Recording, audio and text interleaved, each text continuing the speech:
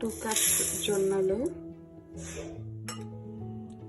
ఇలా జొన్నల్ని వాటర్ పోసి 11 అవర్స్ నానబెట్టుకోవాలి.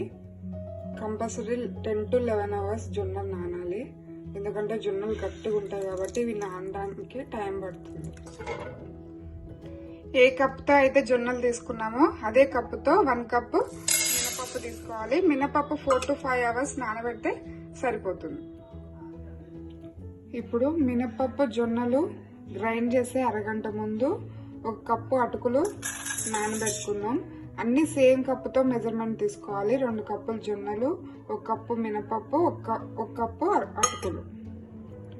ఇప్పుడు జొన్నలు గ్రైండ్ చేసుకుందాం. ఫస్ట్ జొన్నలు సపరేట్గా గ్రైండ్ చేసుకోవాలి, ఎందుకంటే అవి మెదగడానికి టైం పడుతుంది. ఇలా మెత్తగా గ్రైండ్ చేసుకోవాలి. దీన్ని ఒక గిన్నెలో తీసుకుందాం.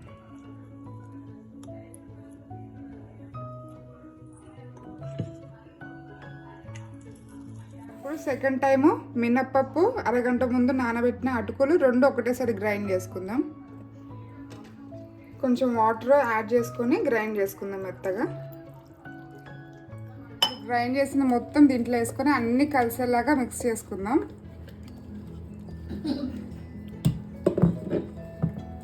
ఇలా కలుపుకొని దోశ పిండి ఎలా అయితే పులుస్తుందో ఇది కూడా అలానే పులుస్తుందండి. దీన్ని ఇప్పుడు పక్కన పెట్టుకుందాం. చూడండి ఫ్రెండ్స్ ఎంత బాగా పులుస్తుందో. ఇది నెక్స్ట్ డే మార్నింగ్ నేను నైట్ గ్రైండ్ చేసిన తర్వాత 2 అవర్స్ బయట ఉంచి తర్వాత ఫ్రిడ్జ్లో పెట్టుకున్నాను. చూడండి ఎంత బాగా పులుస్తుంది. ఇప్పుడు దీన్ని మనం కావాల్సినంత గిన్నెలో తీసుకొని దోశ వేసుకుందాం. దీంట్లో కొంచెం సాల్ట్,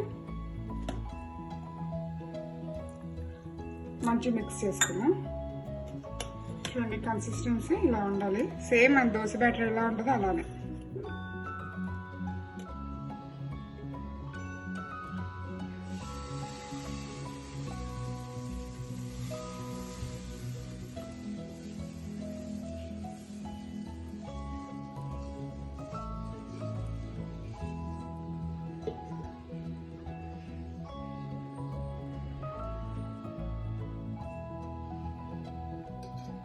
పైనుంచి ఆయిల్ వేసుకున్నాం.